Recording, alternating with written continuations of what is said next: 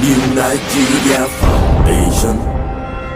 New Nigeria Foundation.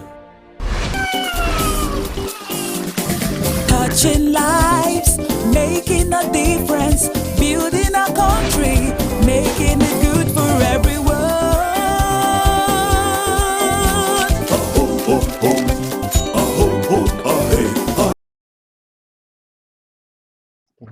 So I think we can move on to the next presentation.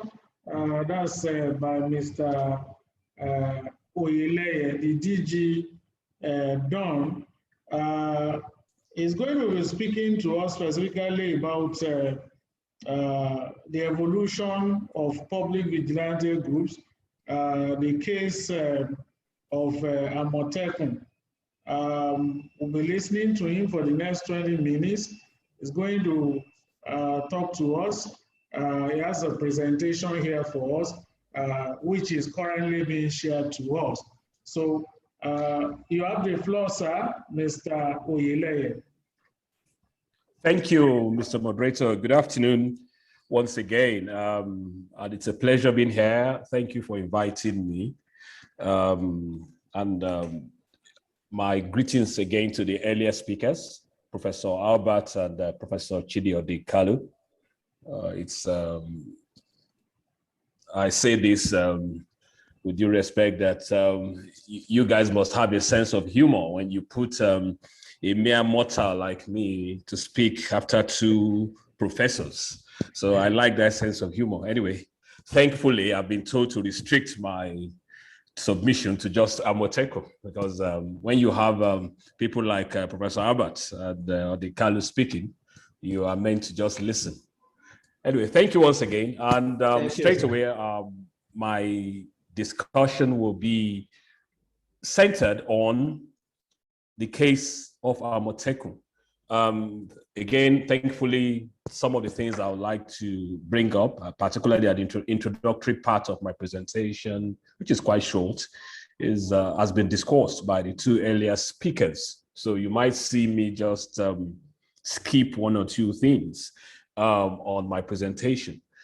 Amotekun, what is Amotekun? Amotekun is what we all know now, but we called it Western Nigeria Security Network, and it was it's an outfit put together by the 6 Southwest states in response to some of the things that my two previous speakers have highlighted, but we'll get into that. So straight away, let me just go through my presentation. At some point, I'll be skipping. Like, I'll probably just skip the introduction now, which says what is security. I mean, we all know now what security is.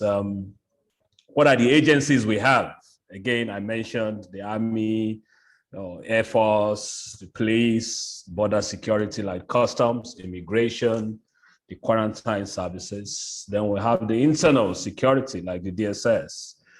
Now, security agencies, we talked about the privates, which is the numerous private security companies which are all over the country.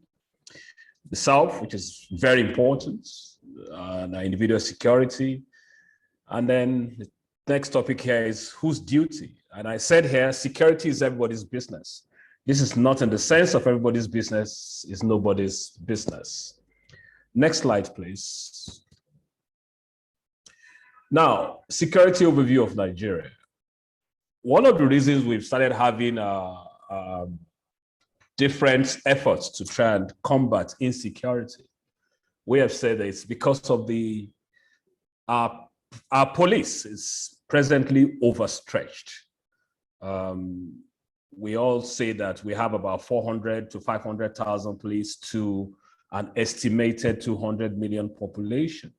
And out of the 500,000 police, we are told that about 150,000 of them are not on what you can call active policing duties. So we have 350,000 who are basically the ones at the front line. And again, out of the 350,000, some are in the offices, because the 150,000 are those who are, as someone said, carrying Madame's handbag around the country. So you take them out. Now, what are also the challenges again? We said lack of modern police equipment for crime prevention, which is again rendered Are police a bit comatose? Obsolete crime fighting methods, lack of modern surveillance, of this overpopulation. Well, ratio of security personnel, I've just said that, 400,000 to 200 million. So since the population ratio of security personnel is by far too low, community policing by various vigilante groups therefore becomes a necessity. Next slide, please. So why vigilante groups? Again, some of them have been mentioned by my previous speakers. We said the need to protect self and environment from violence and protect lives and property. The police and security agencies not performing at optimum due to varying amounts of issues facing them, again, such as poor remuneration, failure of police and other security agencies to respond when needed. So, for example, we had an attack about 2 months ago in a community here in Oyo State, the Gongo community. And I can recollect that around 1:30 a.m., my phone rang from people in that community saying they are trying to reach the police. There's been no response. They reached our own Amotekun, but when I get there, I will tell you what the challenge is from the Amotekun. Now, then we have the school abduction in the Northwest, which again is the failure of policing. Just this morning, I was listening to a program on radio, and they kept saying that how is it possible that at any point in time, they will say bandits, and I hate to use those words anyway, that they've gone into a school to abduct 100 school children. And you're saying 100 school children, you can't abduct those ones in 5 minutes or 2 minutes. That's a long process. Then you're not going to move them on foot. So where's the policing? But what we know is that because of the central police system, we're still trying to pretend that that's what we're operating in Nigeria. You have several unpoliced areas. There are several communities that you go there and there's no semblance of policemen, and you have to wait 3 hours in some parts before any security officer can reach them. So these are just a few examples of policing failure, which has led to communities and states resorting to self-help by setting up vigilante groups such as the OPC, the ICoCA, ICoCA, the Vigilante Group of Nigeria, and etc. Next slide, please. So why vigilante groups? I said crime increased in the community. Has crime affected the economy of the community? I mean, one of the primary reasons that gave birth to the Western Nigeria Security Network was in 2019 when we suddenly realized that, our governors in the Southwest suddenly realized that our way of life suddenly was being altered. People were very wary to move from point A to point B in the Southwest of Nigeria. Yes, it was happening in other parts of Nigeria, but it was still strange to the Southwest. But by 2019, if you want to move from Lagos to travel to somewhere in Ondo, you'll be thinking of getting security men. If you live in Ibadan, you want to go to Ekiti, you are thinking of, how do I get there? And our governors realized that this was going to alter our way of life and indirect or directly affect the economy. I normally say that there can be no investment, there can be no economy when there's no security. So these are some of the ideas or the reasons that gave birth to the idea that let us have our own security network if possible. Next slide, please. So strategizing Western Nigerian community security. In strategizing the Western Nigerian community, one has to identify and analyze the threat to the region. Again, we can't do too much analysis here. In fact, I dare not with my professors here. But some areas will be highlighted: porous borders, the socio-economic issues, food insecurity, tribal issues, migration from other parts of Nigeria and West Africa into the region, smuggling and crimes of opportunity, and threat of insurgency. Let me just pick on some socio-economic issues that has led to insecurity. One of the mistakes which I think we make is at the moment when we are trying to address the issue of security, we just think, oh, go and get guns and start killing the so-called renegades or bandits or whatever you want to call them. But it's far deeper than that. And again, in the course of my slide, we'll get to that, where we said that the challenges of insecurity didn't just start overnight. I say this all the time, that let's look at 1999 to 2000 to 2021 that we are in, and that's about 22 years. A child born in 1999 is 21, 22 now. You have a society that probably did not cater for 21 years. Boys and girls grew up in an environment that did not cater for them. Now, if you're doing that, and 21 years later, they became bandits or kidnappers, and you suddenly said, oh, how come we have this problem? Did you at any point in time provide that safety net, that socio-economic solutions to have prevented this? No. Suddenly it crept on. For years, we keep saying, oh, the burgeoning youth population is a time bomb, And suddenly the bomb is now exploding, and we seem to be caught unawares. Oh, how is this happening? How come we have loads and loads of bandits or loads and loads of kidnappers? In Lagos now, they talk about people being attacked in traffic, and they're saying, oh, why is this suddenly happening? Oh, the governor in Lagos is not doing enough. And we are saying, hang on, you have a population of under 25s who have basically nothing else, but they feel it's a hopeless situation and they want to survive. So they resort to anything, not justifying crime, but I'm saying that the failure of the state has resulted in what we are seeing and battling at the moment. So it has been explained that since per population ratio of security personnel is far too low, community citizens' response to security threat becomes a necessity. Unfortunately, not all of them are well-trained professionally. Next slide, please. So Amotekun as a regional security network. So there was an urgent need by the governors and other concerned leaders in the region to stem the growth of criminal activities and banditry. In response to this, in June 2019, Dawn Commission, which I head, Dawn Commission stands for Development Agenda for Western Nigeria Commission, convened a security stakeholders summit that brought about all critical stakeholders together, that brought them together on how to tackle insecurity in the region. A technical committee sat for 3 days to review the situation and came up with workable solutions. Part of what we came up is the Amotekun, Western Nigeria Security Network, which was recommended as a regional community policing network to complement, and I like to highlight that all the time, to complement the efforts of the conventional security agencies. Now, when this was about to start, there were a lot of brouhaha noise from Abuja that, oh, you can't do this, you can't do that. But it was because, I mean, we're so used to that with one-size-fits-all federalism that we practice in Nigeria. And you see, the challenge we face is we tend to forget that once you recognize that you are a federal country, that states have come together and they federated to become a nation, it basically tells you that we're a federal country because we have our differences. Yeah. So, but what we've been trying to do since 1966 is not recognizing those differences, just having that one size fits all, that as long as we are called Nigeria, what applies in Potiskum must also apply in Irepodu in Oyo State. That's not the federalism I understand, but that's not my remit for today. Next slide, please. So a community of experts was set up by the Dawn Commission to design the standard operational guidance for the network before it became fully operational.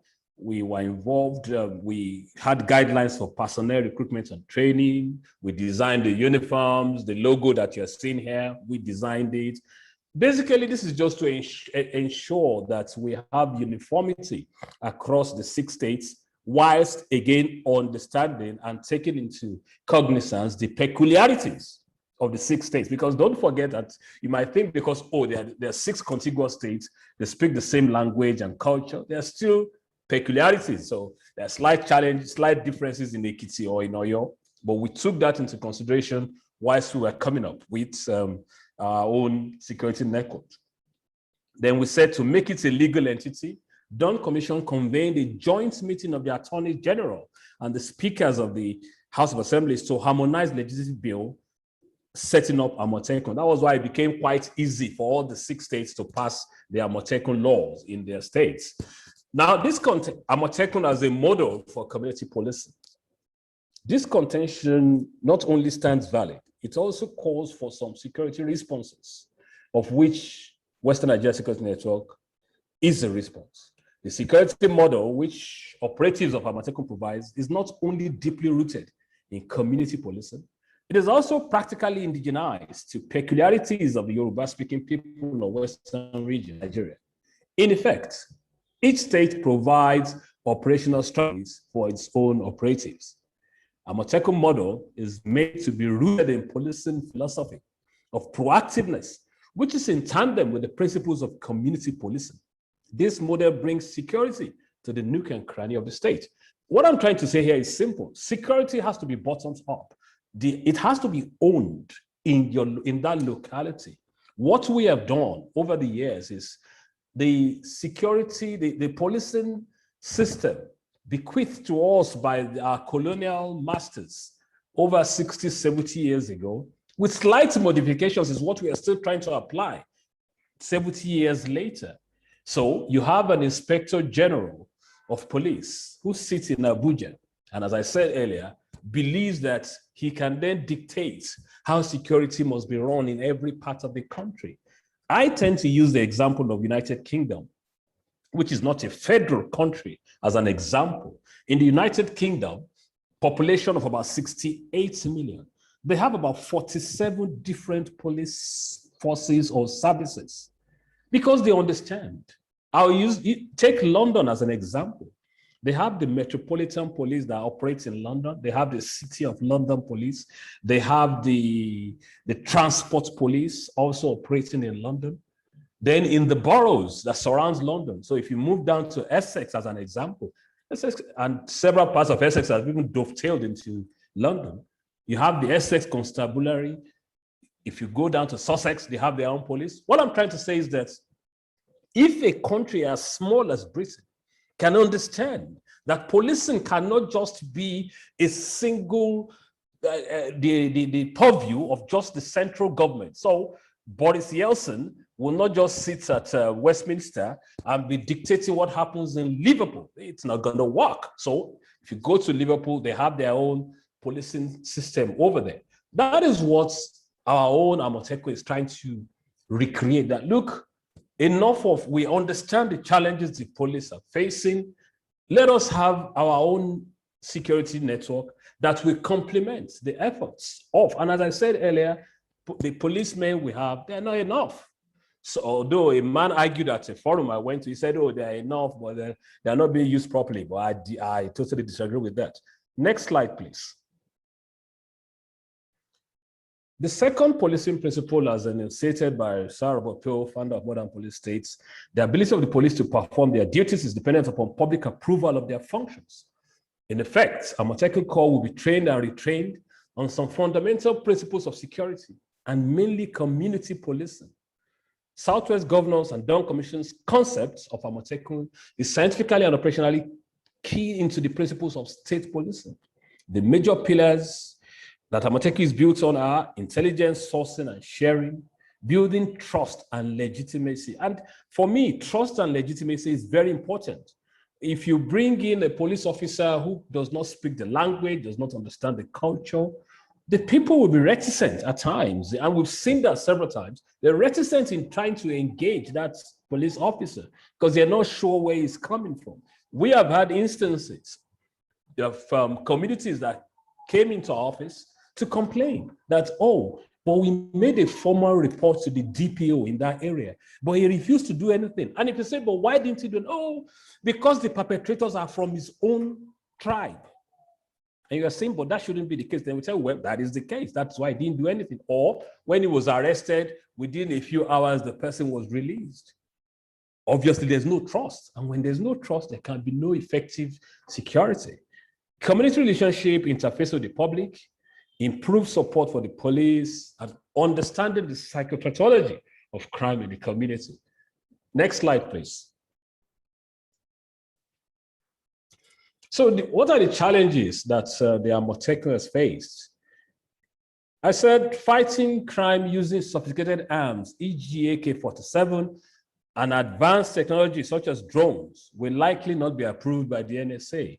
I can tell you for free because, again, we've been asked this question, oh, why are they not using technology? It's not that they don't want to use technology. Well, I'm sure my earlier speakers will understand this.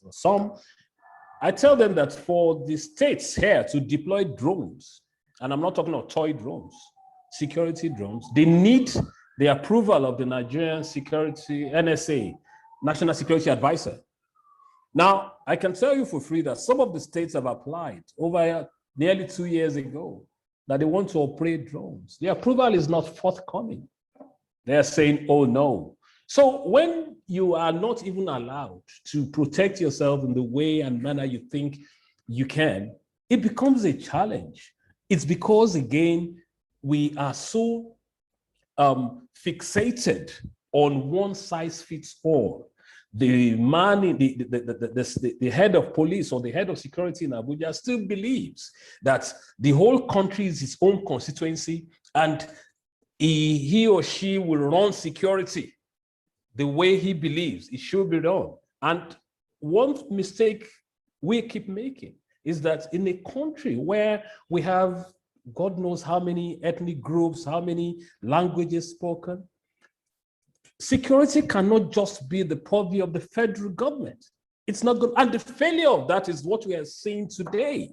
That it has, I mean, just yesterday, a first-class emir was kidnapped in Kaduna.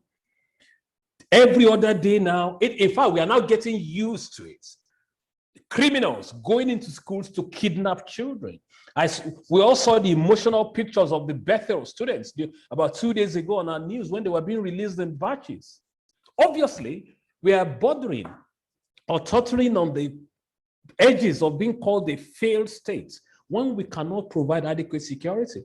And if states, contiguous states as an example, are banding together to say that, okay, we can complement the efforts of the federal government, and then the same federal government is still having issues with that, trying to frustrate.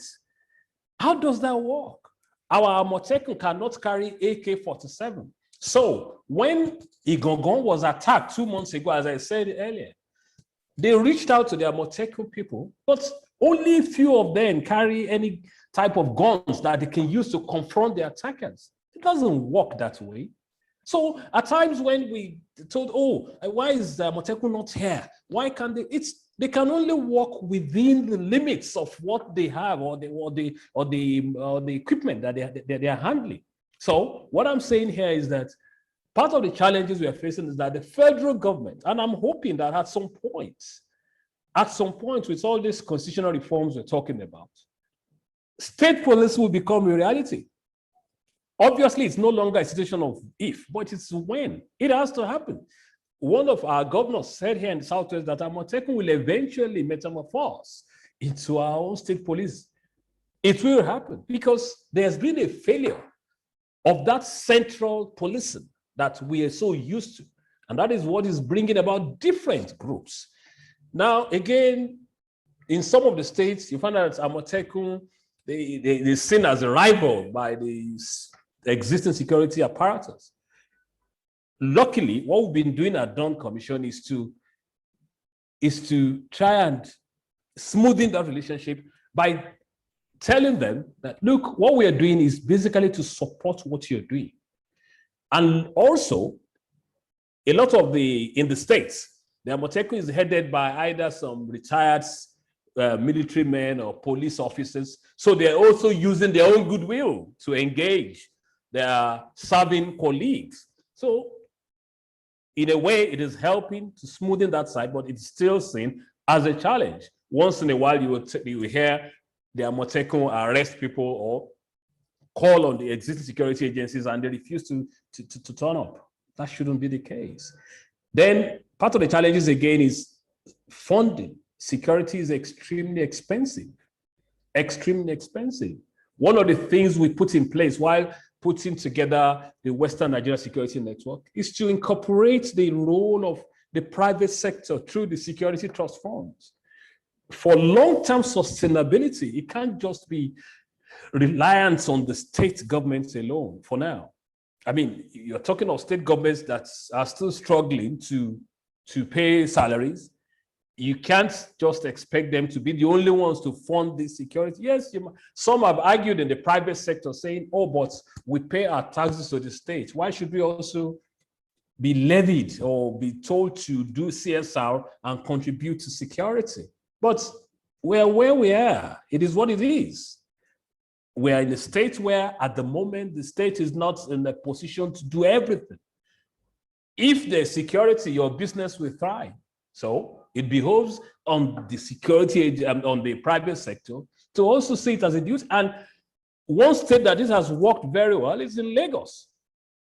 Lagos has perfected that.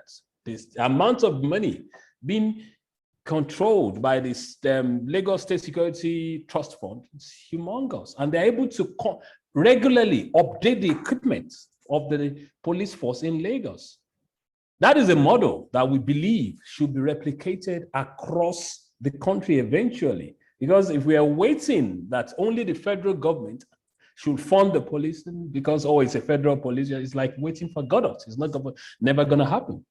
So we are saying that organized private sector needs to do more, pull out their little finger and do more for security in Nigeria. Next slide. In view of the failure of national police to provide security, stakeholders have been canvassing for the licensing of more vigilante groups through community police. In other countries, internal security is mainly at all levels, federal, state, and local governments. I know in some states in America, in universities over there, they have their own policing. Some hospitals have their own police where they carry guns. This is a model of subnational police architecture that must be adopted in Nigeria. There is a compelling justification for a multi-level approach to policing in Nigeria. As I said again, the one-size-fits-all no longer works. The country's insecurity will be better tackled by having a multi-level policing structures. The federal government, the National Security Agency should encourage the establishment of more vigilante groups for effective policing. The Amotekun vigilante should be allowed to use sophisticated arms after carrying out due diligence. The advocacy for state police must remain strong, as I said earlier, as a sine qua non for a stable, strong, and secure region. In the interim, the state should develop and empower Amotekun for domestic law enforcement within the confines of the law, and especially in the rural and suburban parts of our states. That is the unpoliced areas. One of the things we tell our states here in Southwest is that the Amotekun should concentrate on the unpoliced parts. We don't want to be seeing them around in the cities. Go into the forest. That's where we want to see them. We need, again, in licensing vigilante groups, we have to be very careful that we don't just proliferate. There must be standardization. And what the 6 states have done is to, by forming that Western Nigeria Security Network, is to bring standards so that, and that's what one of the things we had the same uniform, we chose the same colors. Once you see an Amotekun officer in Oyo, if you are crossing into Ogun, you see the same uniformed officer, same type of training, same standards. Then thus it's high time for the country to face the reality of subnational police by deregulating what we call the unitary police that we operate in the federal system. Federal government should see the creation of security networks such as Amotekun and others as a welcome development. And the current reality of security situation in Nigeria speaks to that. Next slide, please. Oh, okay. Anyway, before I just say thank you, I want to say again that Nigeria is a federal country, and we must start thinking of how we want to save the country.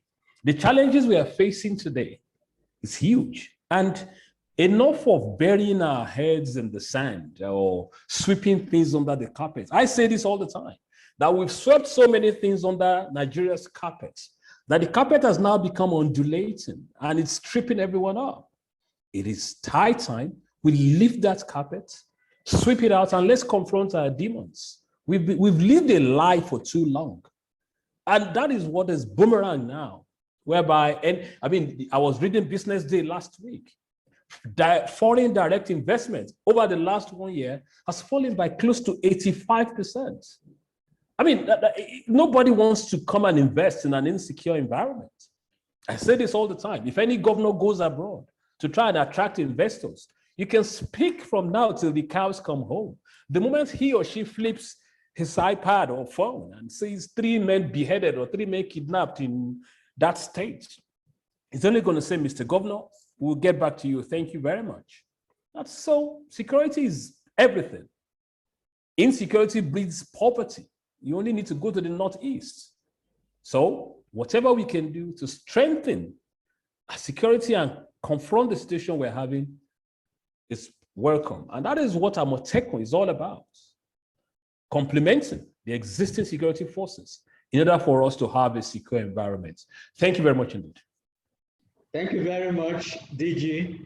Don, Mr. Seye Oyeleye, we are grateful for this insight and for the details you've given to us about the workings and the efforts so far by Don. Now we would like to go into, we have some questions we probably will not take, but we'll see how we take some of them and as quick as we can. So we have that, we'll give them out based on where the questions are directed to the speaker, and then we'll take it from there. Thank you very much, Mr. Oyeleye, once again, and thanks to the previous speakers. We appreciate your interventions. There are so many issues that this conversation has thrown up, and there are so many questions to ask, as a matter of fact. But what, I'm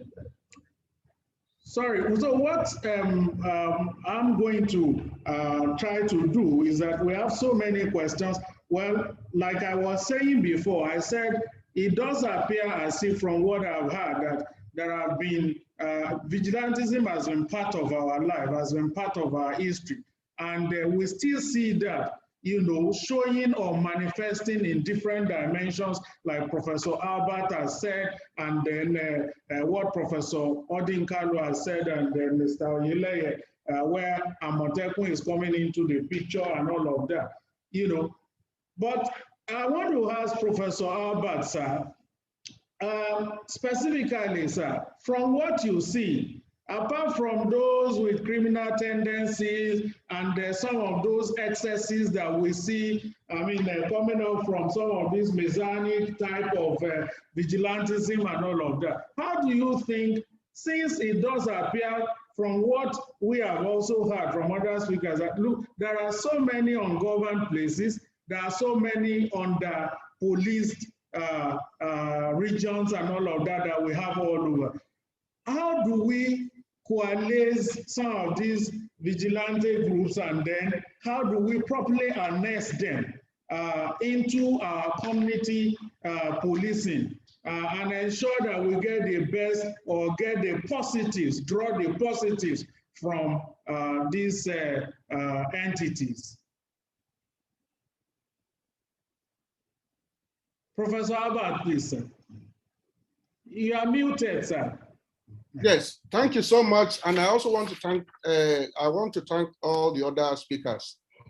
I think we are discussing all this in the context of the problems that Nigeria is witnessing, you know, the problems that we're having in Nigeria. Nigeria pretends to be a federal state, and in that federal state, the Constitution says we shall have one police.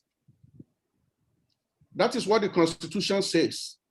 And as Odinkalu said, we have to differentiate between police and policing. Police is referring to a specific institution. Policing has to do with everything we do to protect ourselves.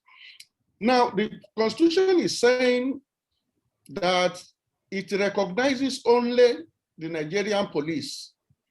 And when we were on the presidential panel on the review of Nigeria defense policy, we wanted to find out why the police was always in conflict with several other groups.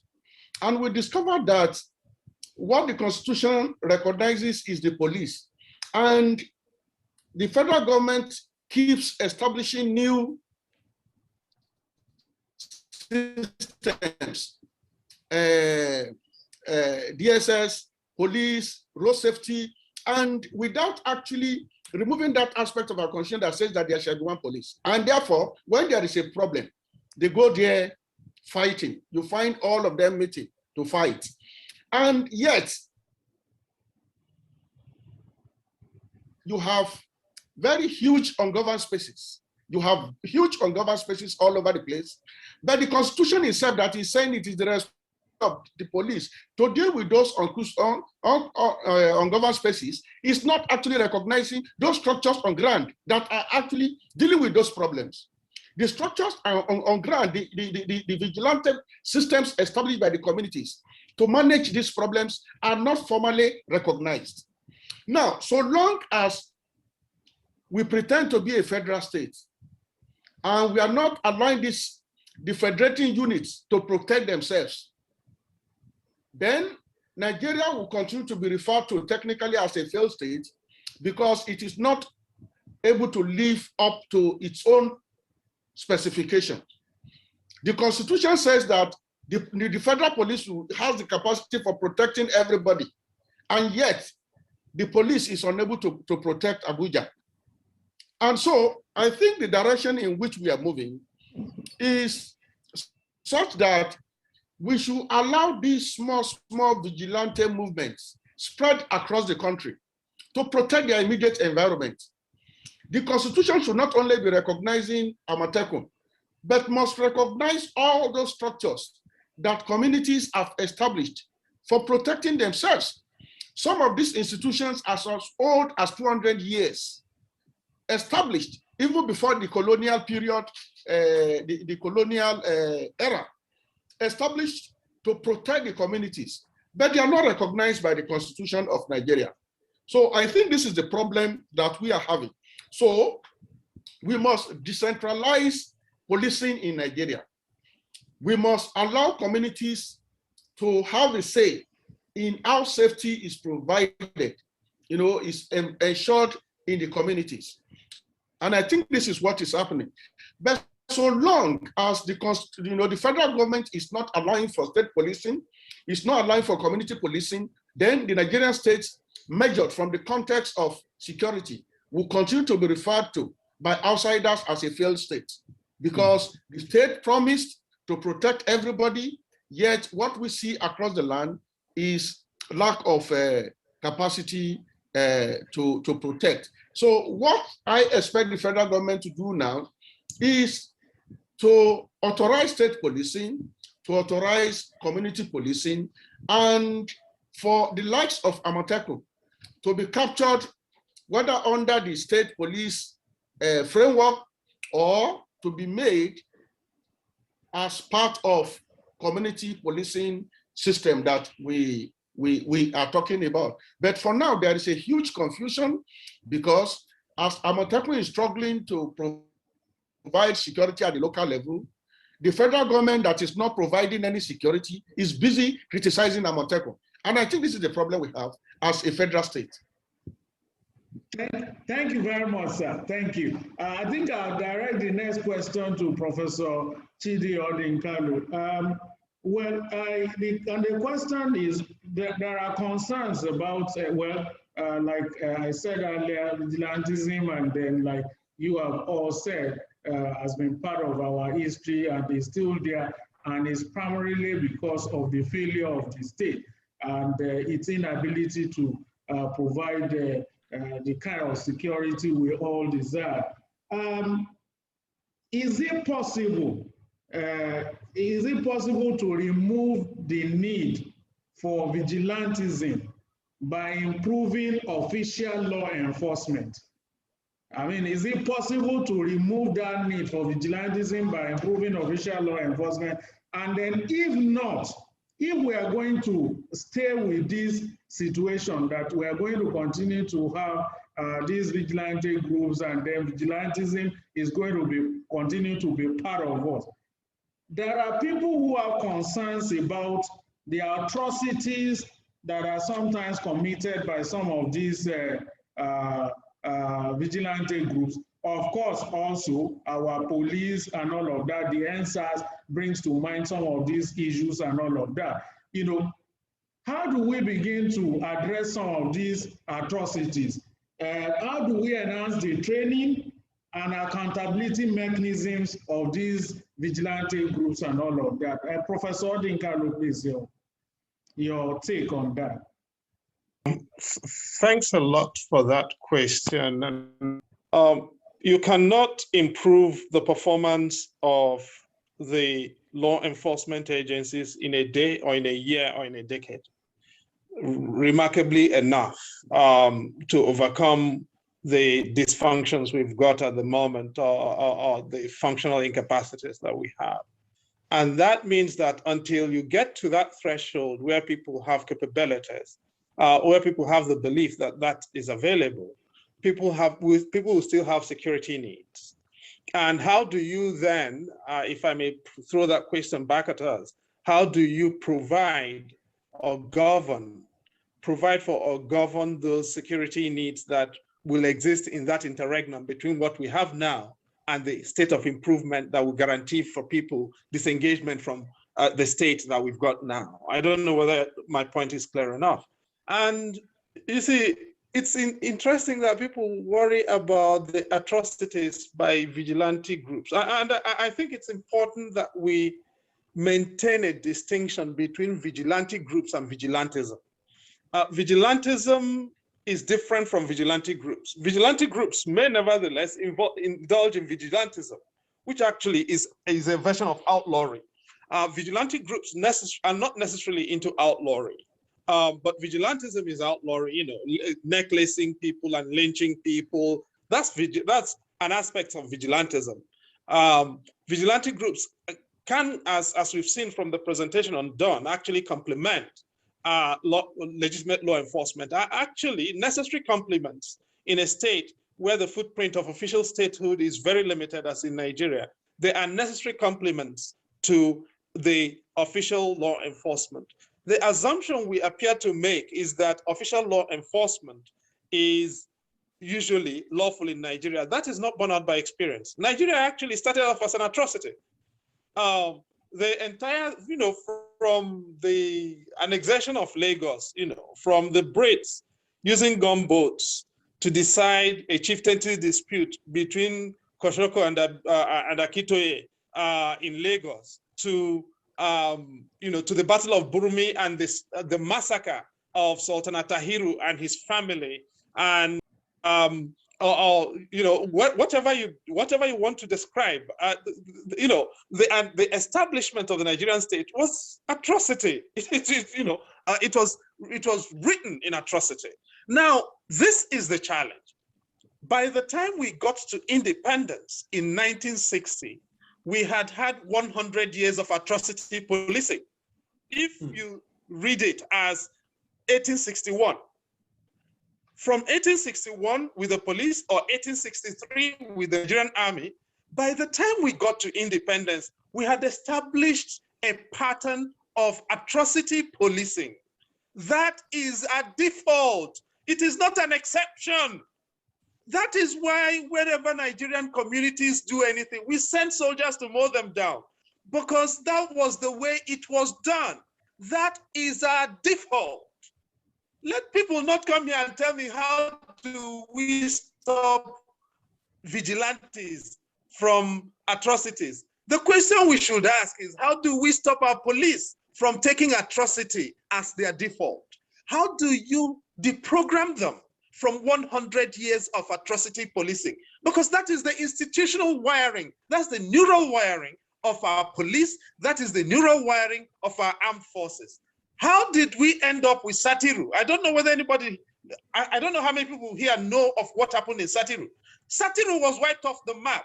Over thousands of Nigerians killed. But the important thing is that Satiru was wiped off the map by Lugard and his people, to the extent that Satiru no longer exists. Every living thing in Satiru was extinguished. It was a reprisal. It was a pre-colonial reprisal. Satiru no longer exists today. Why? Because Lugard wiped them out. Battle of Burmi, the family of, look, Sultan Atahiru fled from Sokoto to Burmi, which is in modern-day Gombe State. He trekked to that place. Lugard chased him from Sokoto to Burmi, wiped him out. His Mohammed Bello, his son, with the family, walked from there, ran away into Sudan. They still live in Sudan till today. Now, nobody documents, I'm not even going to talk about what happened in Ijebode, right? And the massacre they committed in Ijebode, which was how the annexation, the end of the wars in Southwest, they claim, was procured, and how they annexed the territories of the Southwest. Everything in the country is atrocity. And you people are here telling me about how to stop people. How do you stop police from doing atrocity? That, my brothers and sisters, is the question. If you don't address that, you're wasting your time. And the other thing is, how do you get the Nigerian state to make people believe that wherever you come from, you belong? Because the other thing, belonging is the basis of security. If you don't believe you belong, you will find a way to protect yourself. People are resorting to vigilantes now because they are not protected, and they are not protected because they don't believe they belong. Thank you. Thank you very much, sir, for that brilliant response. We just ask, before I allow, I can see some hands up, Ms. Ransom Kuti, Ms. Mata, but before I allow your comments and maybe questions, I want to ask Mr. Oyeleye. Yes, you talked about Amotekun and what Amotekun is doing, complementing the security in the state and in the region. Well, do you have concerns? And you have talked about how that you are trying to equip and make sure that these personnel are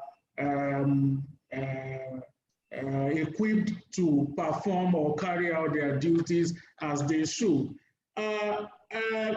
When I look at the sophistication of some of these elements that the Amotekun may be up against, particularly where you said you have deployed them in areas that are under-policed or ungoverned and all of those things. When you consider the fact that they may be up against, you know, forces and then that are more sophisticated in terms of the weapons they carry and all of that, what do you think you are putting these lives in harm's way? And what has also been your record of achievement so far? I think the Amotekun thing has come up in the last for over a year now. What has been the record and all of that, please, can you just speak to that?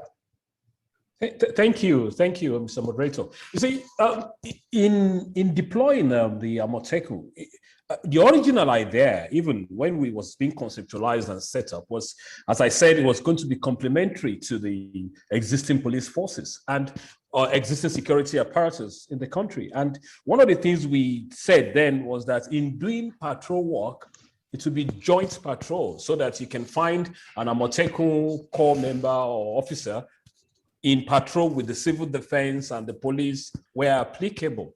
But because of the politics that we tend to play in the country, the security agencies that originally agreed to work with them, maybe because of order from above, decided to pull back. And you now have a situation where in so many of our states where Amotekun is operational, it is only the Amotekun forces that are there. And yes, as you rightly said, we understand that it's like putting some of them in harm's way when you send them to send them into the forests without being adequately equipped.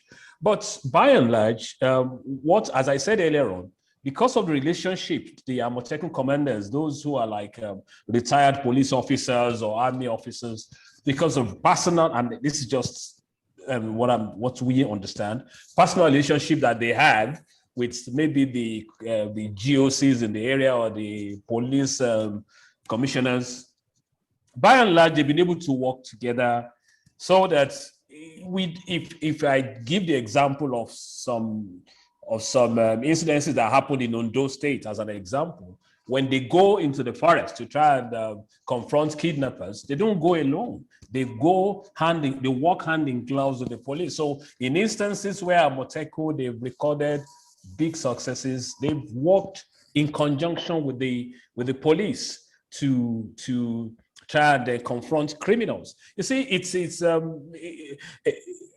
I don't know how to put it, but we can't run away from the fact that the Amotekun are not as equipped as we would have loved. But despite the challenges, and because they are the ones that understand the local terrain, even though they are not as equipped, they still know how to, as much as possible, they've been able to outflank or confront the so-called criminals in our forest. But recently, when they confronted some kidnappers, they worked hand in gloves with the local hunters in that area. I mean, don't forget that here we have a lot of hunters that are in the villages. And what Amotekun has brought is put a sense of organization. So we work with the local hunters as well to confront these criminals. But we can't run away from the fact that, yes, the people they're dealing with are carrying sophisticated weapons. I mean, if you are dealing with someone who has invaded your farms and is carrying an AK-47, you're not going to send someone just to carry a horsewhip to go and confront. So we are mindful of that. Thankfully, and again, you can see that we've recorded a lot of successes without having to have casualties on the part of the Amotekun. What has happened in some states where we had incidences of casualties on the part of Amotekun, you won't call that direct Amotekun intervention. In Oyo State, recently when an Amotekun officer was killed, this was, although they said it was an accidental thing, it wasn't that they were confronting the criminals in the forest. But we know that they need to be equipped. We can't run away from that. And our governors are saying that they need to allow them to carry AK-47. Again, you asked, have there been successes? Yes, quite a lot. As I said, in states like Ekiti, in Ondo, and even here in Oyo, where they have been able to go into the forests to do what we call sweeping the forest. You won't call it 100% success at the moment, but by and large, they have tried as much as possible to put a semblance of safety and security so that when you are traveling now in so many parts of Southwest, at least you have that sense of there are people out there who are providing for your security. In my job here, I do a lot of traveling around the 6 states, and you see them all over the place in their patrol vehicles. Some of them, they are not uniformed intentionally. They are the ones that go out there in the forest trying to chase away criminals. And I say this all the time, that Amotekun was not set up to protect the Yoruba. No, Amotekun was set up to provide security for Western Nigeria. And in Western Nigeria, we have everybody that lives in Western Nigeria, whether you are French or Ibibio or Efik. So, because when we first of all started, initially people would say, oh, it's a Yoruba army. That's not true. It's a security outfit to provide security for the region. So, and as long as you are law abiding in this region, Amotekun is there to protect you. What we've done is basically organize our space, organizing your space by providing more security. So we had a lot of successes, and it can only get better. The states are also recruiting more. Just recently, Ondo added another 500. It's a gradual thing because we know that the security is expensive. The challenges are growing by the day, and Amotekun must be up to the task. Thank you. Thank you, sir. I'll just allow some comments from Ms. Ransom Kuti. Please, you can unmute yourself and make your comments or questions now. Good afternoon, everybody. And let me thank Professor Ajibola and the NNF team. Thank you, Fred. Good to see you. Good to see and you. Thank you, Professor Odinkalu, for aging me by calling me auntie. It's really good to see you. This has been a very, very insightful discussion and really speaks to the challenges we're facing in the country as a whole.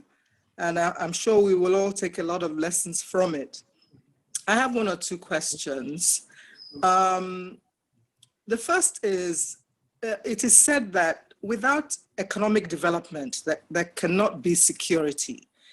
And you've highlighted the fact that the poverty index and disenfranchisement, unemployment, youth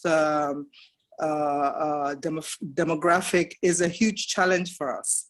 So I would like some thoughts about how we balance that economic development so that as people become more economically empowered, then the security situation will find a balance. And the second thing is that we talk about insecurity in Nigeria as if it is kind of a peculiar thing. There's insecurity in America. There's insecurity everywhere. And the propositions you have given in terms of state policing and community policing will surely address that. And I'm hoping the powers that be are listening to the recommendations you're making. The fact that until you have a decentralized policing system, then we're not really going to be able to conquer the problem we have. My question is to Professor Chidi Odinkalu, because he and I am in the human rights sector, so to speak. We've been very active in that sector. And there has been some discussions about the style of democracy we have. If we are protecting human rights above the rights of the nation as a whole, for example, in Rwanda, in Singapore, how they're able to kind of control the state is more autocratic than democratic. If President Buhari or the state governors were to behave in the similar pattern as Kagame of Rwanda and just, strong arm everybody and say, look, you guys got to do this or I will lock you up. Would that work for Nigeria? Do we have a situation where the state itself is incapacitated because it is trying to observe more of the human rights rules and follow legal rule of law processes than to say, look, we're at this stage of development, unless some strong man comes along and deals with everybody and, puts us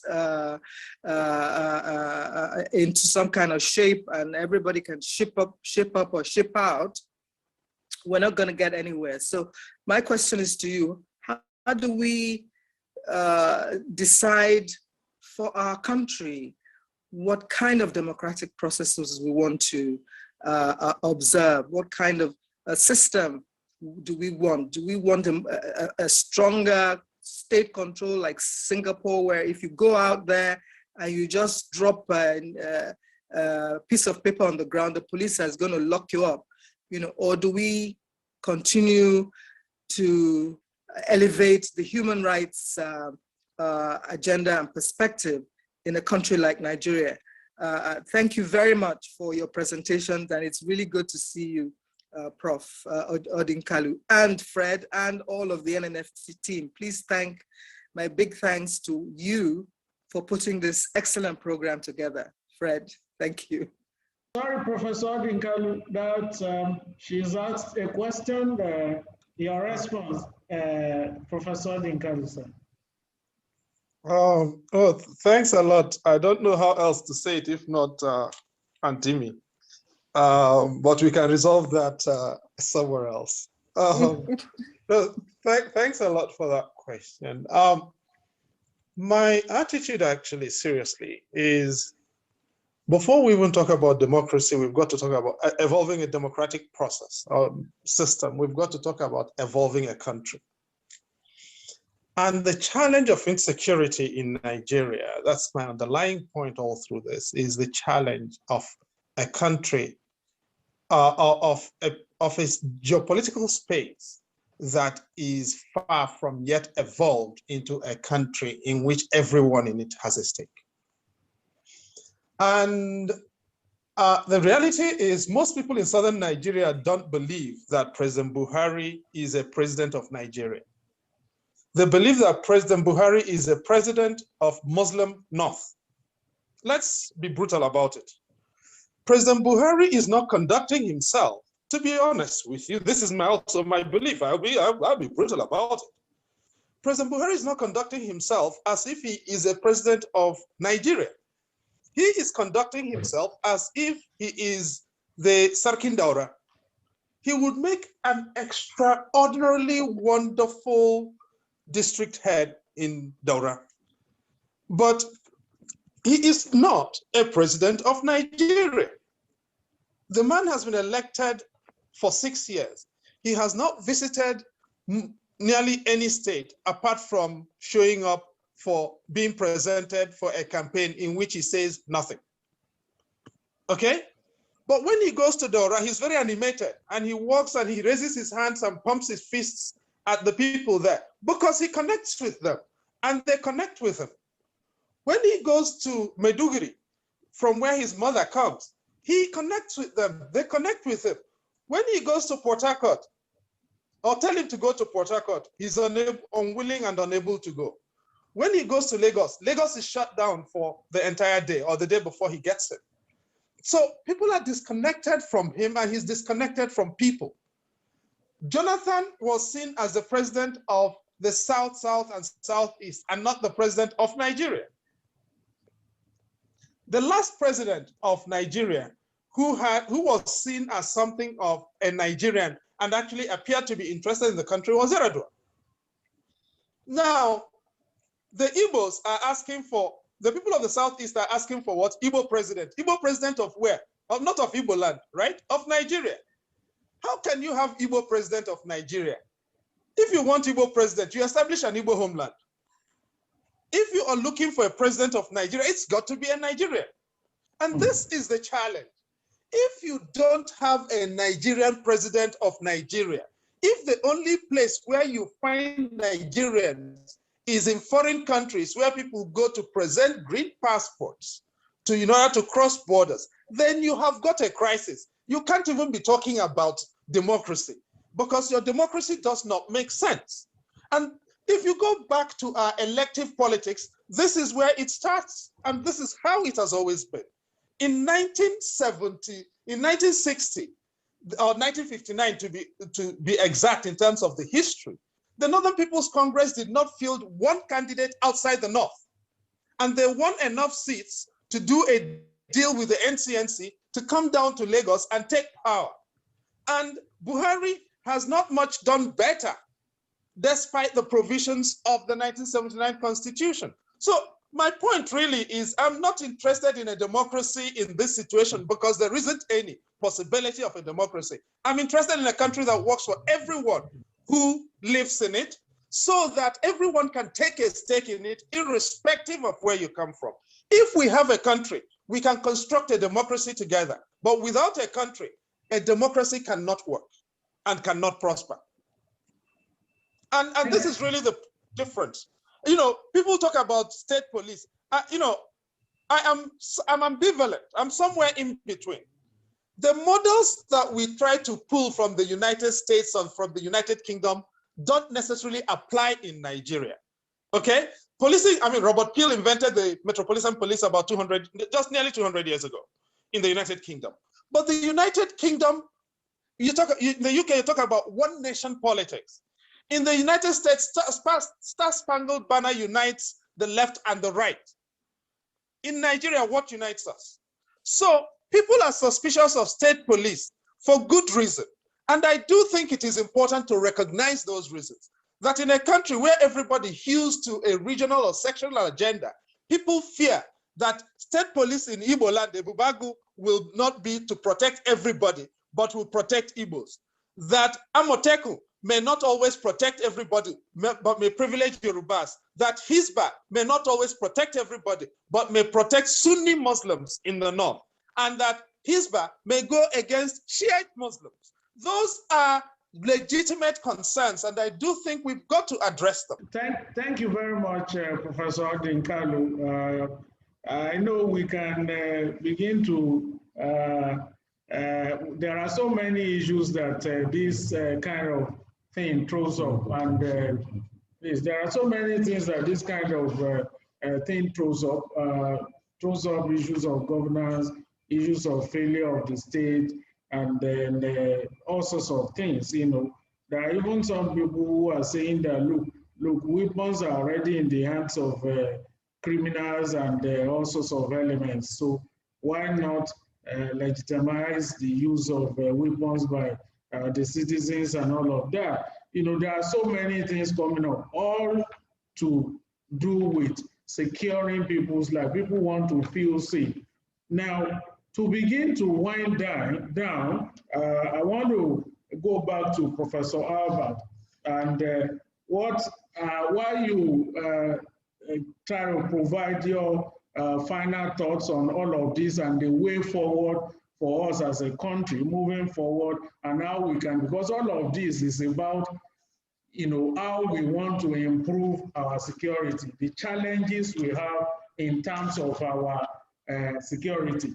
Now, you know, there is someone who is asking, you know, if you can suggest like a framework or structure to coalesce the various vigilante groups and harmonize their operations to encourage peace and security in a globally acceptable standard. You know, I want you to speak to that and also try to kind of provide your own view about what we should begin to do as a country. Vigilantism, all of these things, you know, everything is geared towards solving one problem. That is our security challenge.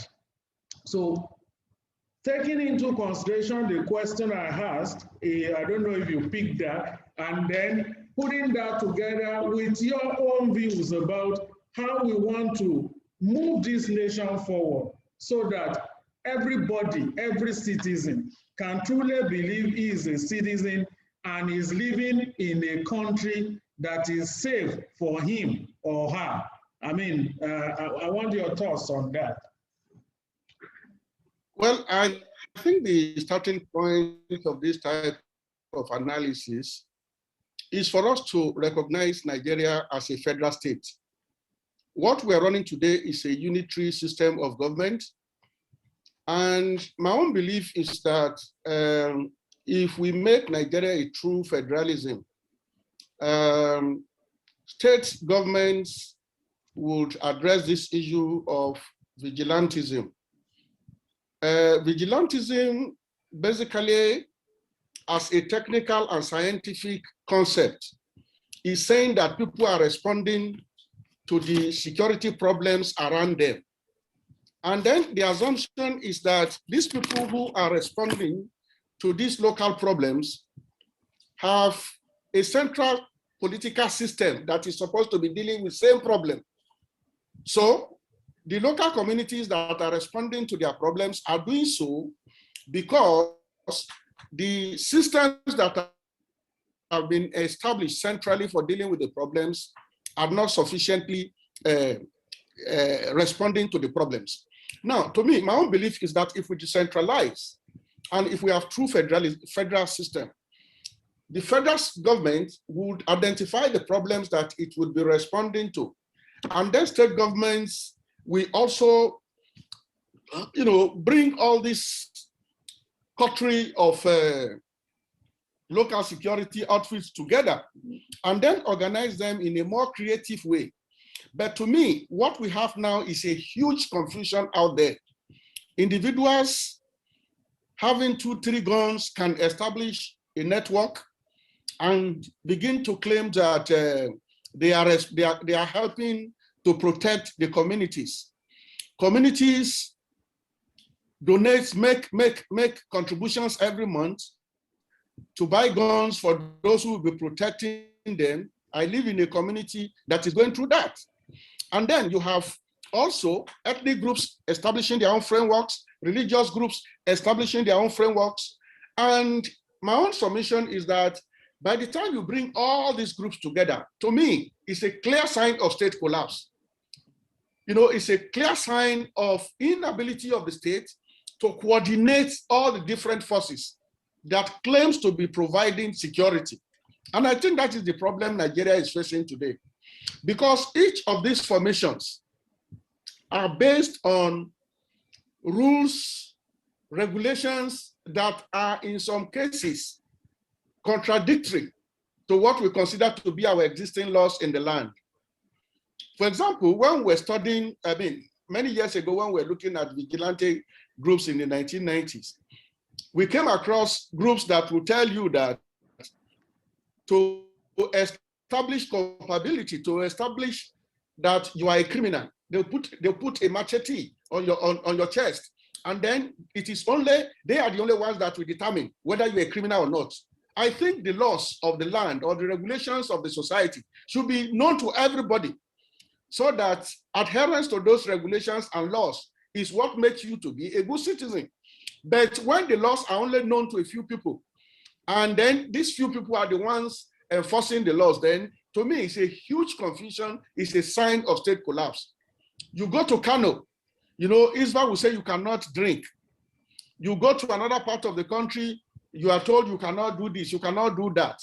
So to me, I think the more of these vigilante groups we have, the more the signs that the state is collapsing. Thank you.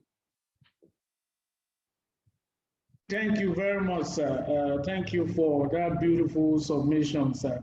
I go on to Professor Odinkalu. As we begin to wind down, like I said, someone wants you to also speak to how things can be better institutionalized, and then that as it is done in other climes, how can we get out of this precarious situation we are? Paul, I mean, some of these things you have talked about, and then it's like someone saying government has completely run out of ideas, and citizens now need support, and you know, we need that support to really ensure that we are safe and then we are secured in our own land and all of that. I know you've touched on so many of these things, but as you begin to wind down, can you also take this person's concern, this participant's concern into consideration in providing your final thoughts? Well, thanks. I'll try and be quick about this, because I don't consider myself qualified to provide any unifying framework. Part of the reason being that there is nothing we can say on this that's new. In 2006, under President Obasanjo, we had the Muhammad Madami Presidential Committee on Police Reform. 2008, we had the MD Yusuf Presidential Panel on Commission on Police Reform. 2012, we had the Pario Sayande Presidential Panel on Police Reform. Before 2012, we had the Muhammad Lawal Uwais Panel on Electoral Reform report. Half of their report dealt with police. All of these four reports agreed on one thing: decentralization of policing. They absolutely agreed. Madami was a Deputy Inspector General of Police. MD Yusuf at that point was the oldest living retired Inspector General of Police. Pario Sayande was a Deputy Inspector General of Police. All of them agreed on the need to decentralize the police, the Nigeria Police Force. The Nigeria Police Force, as we speak today, has about 290,000 officers from the latest numbers that I have seen. We've lost an extraordinary number of police officers to the insecurity in the country, and we've also lost a quite substantial number to attrition, just retirement, and we've not been able to replace the ones who have retired. There's a dispute over hiring between the Police Service Commission and the Inspector General of Police and politicians, and as a result, the numbers are falling. Now, what can we do? The police cannot do the job. We need vigilante groups to supplement them. And what we need is orientation. We need a framework of legality for that to work, so that we can have the same laws applied to Nigerians irrespective of where they are on the map of the country. That for me is this is not a very complex thing to do. The only challenge we've got is the absence of a country and the absence of capable leadership. We do need capable leadership for this to work, and we do need a country in which people believe and in which leaders comport themselves as if they believe in the country. That begins, I mean, when you have the ruling party not able to agree between the president and the vice president and their governors as to how things should be done, you know that you're in a massive crisis. I'm not going to go beyond this. It's not rocket science. Whether we can do it, however, is a totally different problem. Thanks again for organizing this, and I hope we can continue this conversation. Very much, sir. Thank you. Thank you, sir. Yeah. Thank you very much, Prof. And Mr. Seye, would like to, Mr. Seye Oyeleye, we want to ask this question also while you wind down the conversation from your end and your perspective to this. You know, when Professor Albert was speaking, he said that if the vigilante groups come together, they are stronger than the military. And that is true, based on the number. In fact, my colleague spoke with someone yesterday about the vigilante group in Nigeria, and they mentioned the kind of number they have. So, can this be part of the founded or otherwise of the fear of those who should authorize for you to move forward with your plans? That's question one. Then the second one is, in the course of your work, that is in the course of Amotekun trying to help with to cover the gap that is obviously created with poor policing, what are the human rights issues, violations you have seen on the ground? Because this conversation has also to address, in the course of doing this work, we need to be sure that people's rights are protected. And when there are violations, what remedies are on ground that you have seen practically used to address some of those violations? Thank you very much. I will start with the second question because I didn't get the first one properly. You broke up in between. Now, the first question, on the second question, how are we ensuring that our Amotekun officers are operating strictly within the law and not abusing human rights? The perfect example I'll give was when one of our Amotekun senior officers about a few months ago was quoted in the newspapers as saying that Amotekun will be arresting people with sagging trousers and with funny haircuts or earrings, or if men wearing earrings. And it was widely circulated in the press and the social media. And what we did was to quickly reach out to the officer, the senior officer concerned, and obviously he denied straight away that he didn't say that I was misquoted. Because one of the things we ensured in doing our own, when we are putting together the standard operating practice, was what we call there's a training we call the Omoluabi training. That's the ethics and values that we told all the states to instill in the Amotekun officers. We said that, look, people are out there watching you. You're like a goldfish. People will see you. And if we don't want, with due respect to the police, we looked at the challenges of some of the existing police structure, and we said to our officers that you need to be different for you to be taken seriously. And if you look at the laws that set up that was passed by all the states, that sets up the Amotekun, we believe it's robust enough. Obviously, some have said, oh, in Nigeria, yeah, you can have the laws, but cannot be abused. But what we are saying is that the laws have been put in place. And in one or two instances where we found overzealous officers, they've been removed. I mean, it happened in Oyo State as an example, where 2 or 3 of the officers were quickly removed from the Amotekun Corps, because we are taking that very seriously. You don't want to give your outfit a bad name from the onset.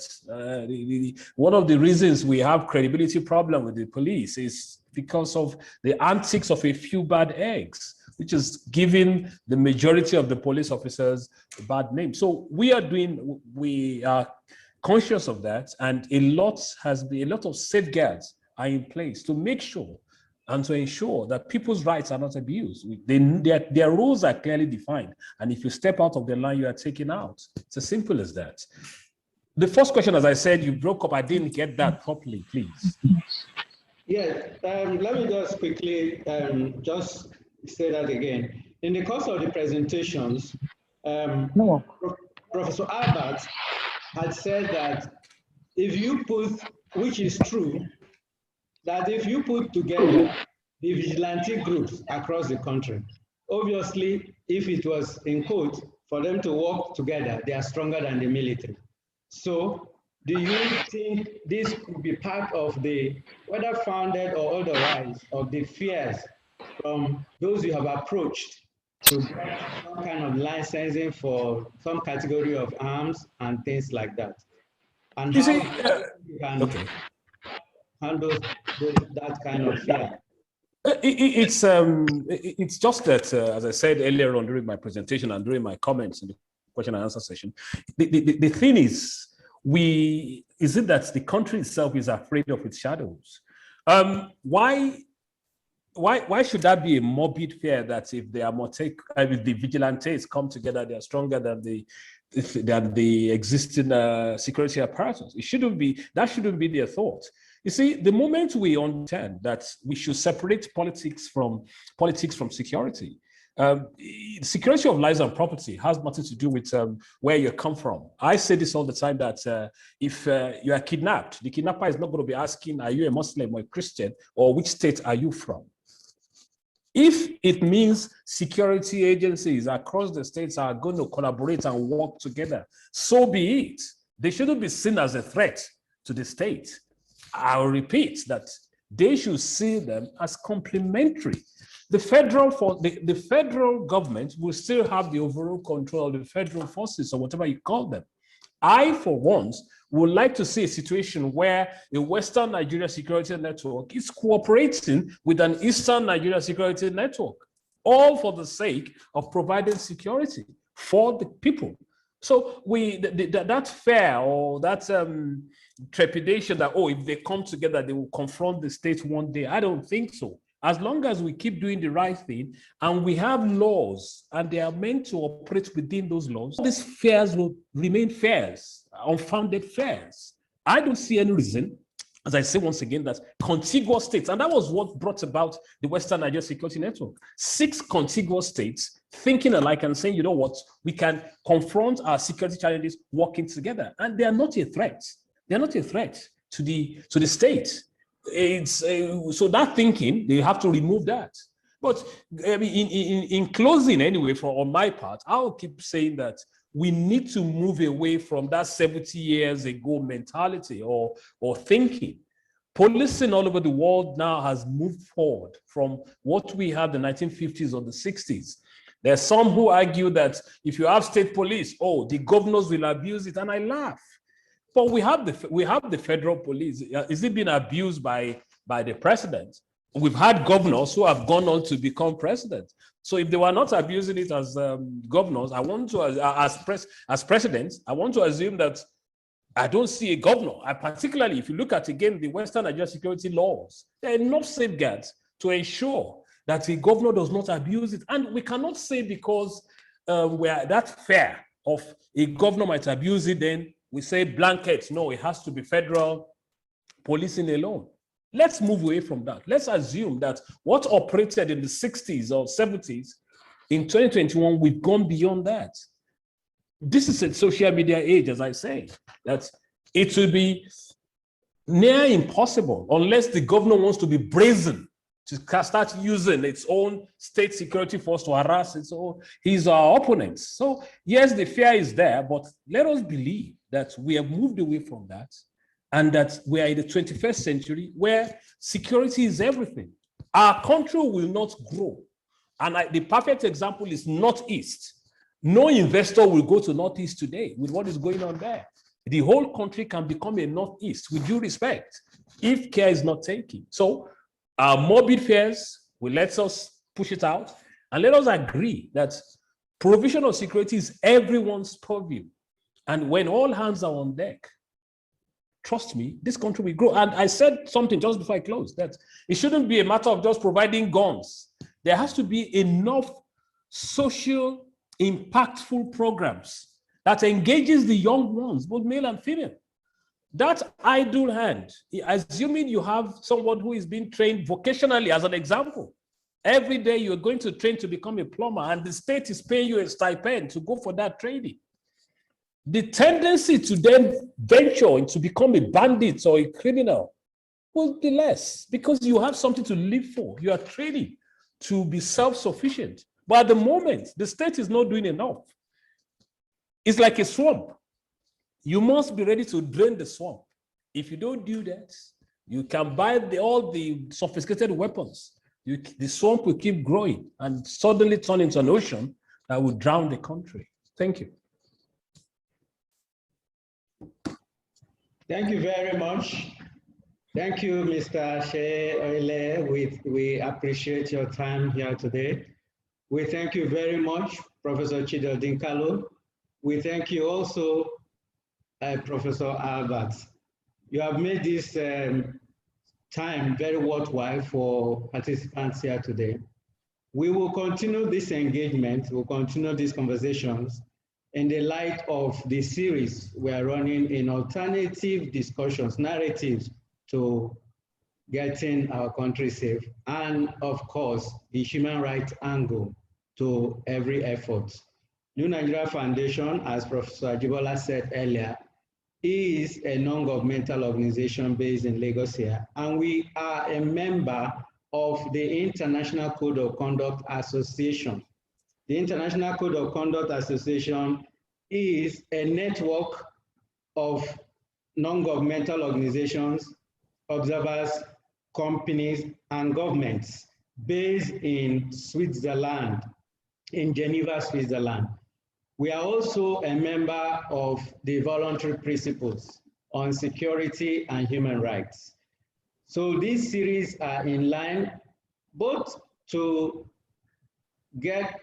develop solutions to security problems in Nigeria, and also to fulfill the issues, to come up with solutions about how to manage human rights issues while we go about delivering on our security assignments. Thank you, everyone. We are grateful, Mr. Caleb Wanga from Kenya. Thank you so much.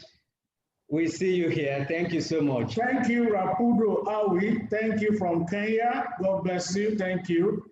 And thanks to Dr. Bisina for your questions, your comments. We see that Pastor Ade Boduri, sorry, we cannot take you again, but please thank you so much for your participation. We thank you.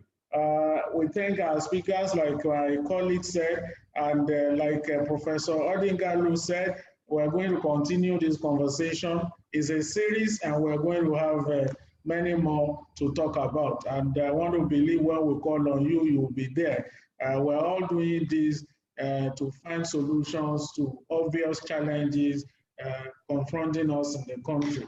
And I want to believe that someday we will get to where we want to be. Thank you to all our participants, and God bless all of us. Thank you. Thank you very much. Thank you. Thank you, Bye-bye. Mr. Ajibola. Thank you, Mr. Andugwa. Thank you. Thank you very much, Mr. Abiodun Alao. Thank you, Kamar Oladepo, Ogechi Mitchell, Austin Edgar. Thank you so much. Thank you, Roy from Germany. You are always there. Thank you, Thank you. Samuti. Thank you, ma. Thank you. God bless you, ma. Thank you. Thank you. Great session. Thank you. Very much, Very ma. well done. Thank you, ma. Thank you. Thank you, Chukwuemeka. Thank you, Mrs. Olayinka Bajomo. God bless you, ma. From London. And you too. Yes, thank you. And then thank you, Welcome back. Uju Obiora, Oluwale Oladeji, Mr. Tunde Olayiyan, Thank you. Dr. JJ, all of you, thank you very much. The Lord bless you.